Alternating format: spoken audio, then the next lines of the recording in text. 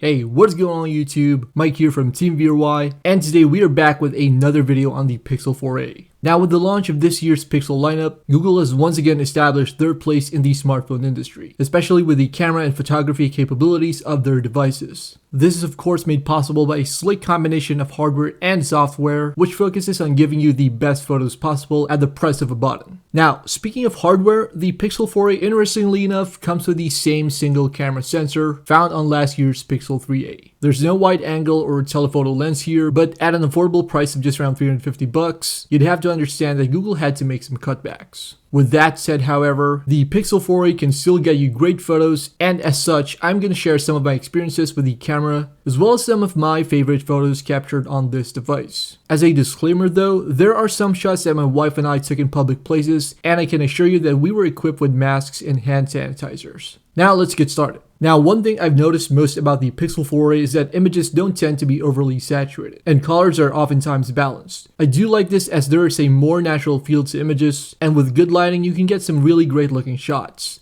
Of course, dynamic range is on point, but there are times when photos can look dull. To be honest though, I did take some of these shots on a particularly overcast day, so make of that what you will.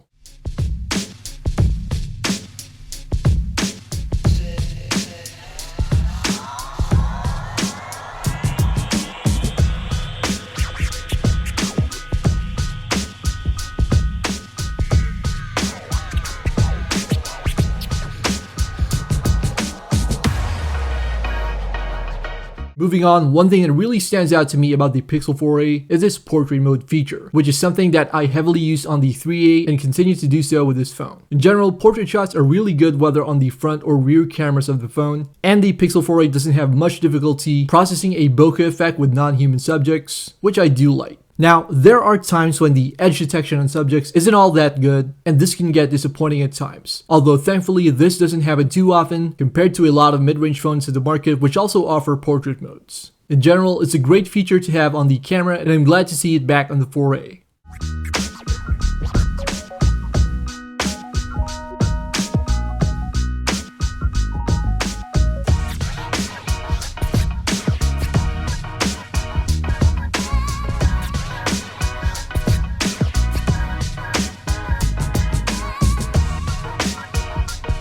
Night sight is another great camera feature on the Pixel 4a. So far, I haven't really needed to use the LED flash on the Pixel 4a, as Google has optimized the software to make the best of whatever light is available in extremely dark situations, especially when outdoors. Contrast is good in general, although dynamic range can be a bit lacking at times. Still, I have to admit that such good quality in low light photos is great to see on a single lens mid-range device. Now, as for indoor low-light shots, the Pixel 4a likewise does a good job of giving you good shots. Of course, there will always be limitations, and this can be apparent at times in the amount of grain in your photos, and as such, this is something to take note of.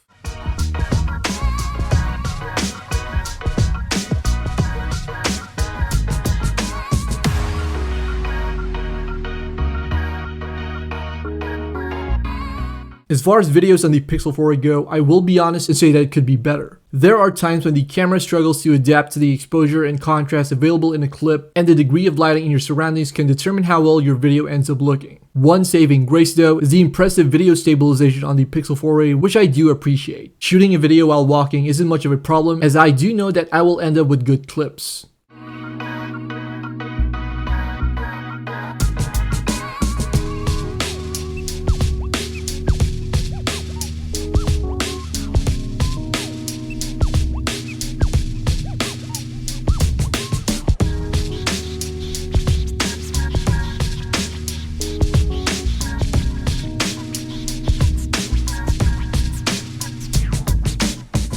Alright guys, so I think we've reached the end of this video. The Pixel 4a continues the legacy that Google started with the Pixel devices and their amazing camera performance. Of course, on a hardware standpoint, there will be some limitations due to the Pixel 4a's affordable price. But for people looking for a no-nonsense Android phone with a good camera, then the Pixel 4a is definitely worth going for. Again, I do appreciate you guys for stopping by, and if you like this video or any of the other content here on Team VRY, then your support will go a long way towards our channel. Once again, thanks for watching.